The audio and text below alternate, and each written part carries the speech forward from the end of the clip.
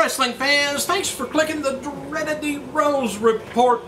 To change the subject, oh, I haven't even started it yet.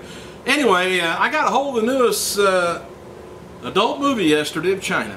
Well, believe it or not, it's close to 4 hours long. What does Vivid think we're made out of? 4 hours. Oh. Anyway, it's interesting. A little bit of everything you may want in it. Except for China. No, she's in it. Anyway, Stan the Man with a stopwatch hand said there was 32 minutes, 23 seconds of in-ring action on this week's episode of Monday Night Raw. Up a bit from last week. Alright, the USA Network VP Ted Leinart was asked on Twitter if Raw is going to be continuing the replays on Monday night after, it's over. But what about Tough Enough? Anyway, Leinart said that the Raw replay on Monday nights was a one-time thing to accommodate the replay of Tough Enough since the two ran together.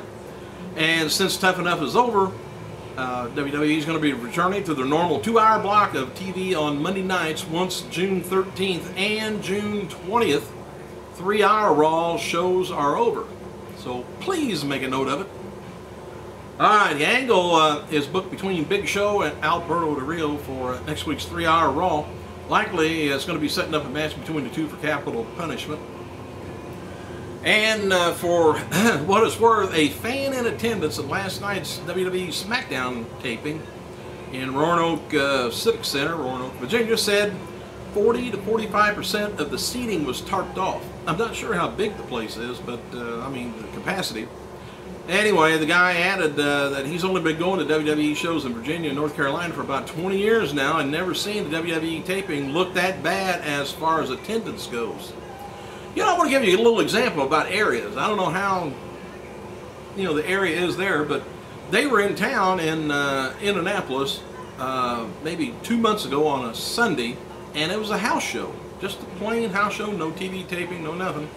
And they had over 11,000 in Conseco Fieldhouse. Alright, Bay News 9. Here I'm going to give you a little bit of medical knowledge here. Reports that Randy Savage's brother, Lanny Poffo, told that that newspaper, or the .com place, that Macho Man died from a condition known as ventricular fibrillation, or VF, what they call it, which is a severely abnormal heart rhythm that can lead to heart attacks or fainting. Lanny Poffo said, what it means to me is, it was a beautiful way to die. It's quick and painless. No way is a good way to die, I don't think. Poffo was praised Savage's widow, Lynn, because she said that Randy's foot was still on the accelerator. And of course, if you go limp, most likely it would. Anyway, she reached over and steered the Jeep into a tree, saving the life of a motorcyclist and possibly a bus. It says there's no telling what could have happened if, when you're going the wrong way on the interstate or the highway, and which is, boy, that's fortunate there. All right, I just want to let you know about a ventricular fibrillation, or V-fib. You hear a lot of that with the little paddles. Anyway, this is a condition in which where there is uncoordinated contraction of the cardiac muscle of the ventricles in the heart, making them quiver rather at a constant, rather than contract properly. They kind of like it's not really a murmur or anything, but anyway, while there's activity, it is undetectable by palpations or the feelings that a major pulse point of the cardiac or femoral arteries, especially by the layperson. Such arrhythmia only can be confirmed by electrocardiogram. Ventricular fibrillation is a medical emergency that requires prompt basic life support intervention because should the arrhythmia continue for more than a few seconds, it will likely degenerate further into flatline. Of course, what can you do in a car? I guess there haven't been any heart conditions. There are checkups. Anyway, the condition results in cardiogenic shock, cessation of effective blood circulation, and a sudden cardiac death, which is SCD it's called, will result in matter of minutes. However, if the patient is been received after a sufficient period at a room temperature, roughly 5 minutes, the cerebral hypoxia, the patient could sustain irreversible brain damage and possibly left brain dead. Death often occurs if normal sinus rhythm is not restored within 90 seconds. You hear that a lot on drowning victims and stuff, except for the cold water. They kind of... But anyway, after 90 seconds of the onset of the VF, especially if it's generated further into the the system. So whether that was immediate, I would say actually it probably was. So whether that's considered a heart attack, could be. But you always hear about defibrillations, the little paddles and stuff, because the heart is fibrillating and then they defibrillate it. Puts it back to normal rhythm. So anyway, that's what he had. Apparently he didn't know it, or it just came on all at once. I'm not sure how that part works. All right. Below are spoilers. Right down here. Below are spoilers for WWE Superstars.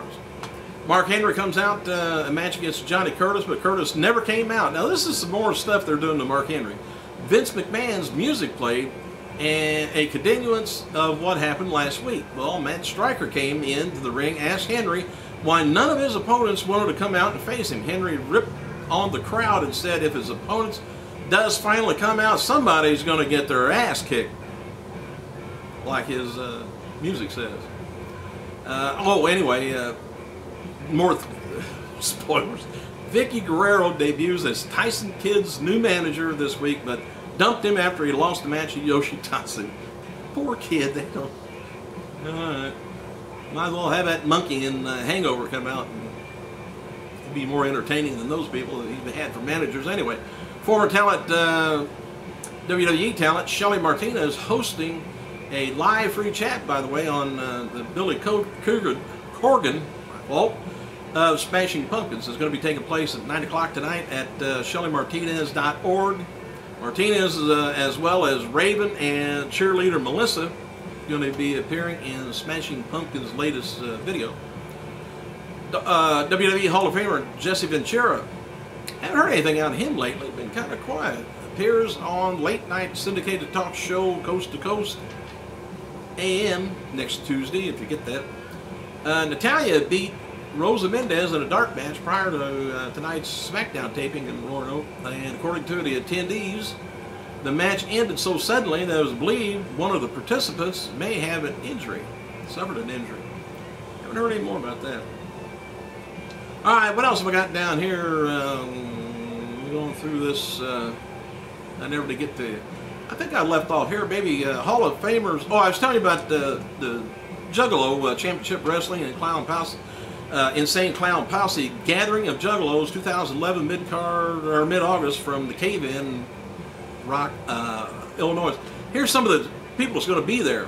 Be kind of interesting. You got Chyna, Sean Waltman, Jerry Lawler, Sonny, Hacksaw Jim Duggan, Mick Foley, Scott Hall, Booker T, Raven, Viscera, whatever you want to call him, Coco Beware, Honky Tonk Man, and some others. So it's going to be a big night. As noted last night, Brodus Clay will be, where did he go? Well, I haven't seen him for a while. He's going to be starring in a WWE studio and UK's horror thriller No One Lives, which begins filming next week in New Orleans. The movie stars Luke Evans and features Clay, Angus McFadden, let's see, Laura Ramsey, Lindsay Shaw. Don't know any of the other people. Anyway, some of the SmackDown stars, by the way, is scheduled for next week's 3-hour WWE All-Star Night. That's what they're calling it. As noted before, Rock's going to be in negotiation for a sequel to G.I. Joe. And The Rock wrote on the following on his Twitter. He says, "We've read your comments. We know what you want. And knowing is half the battle. And it's on. Try to get G.I. Joe." Thank you guys for clicking. I got to go.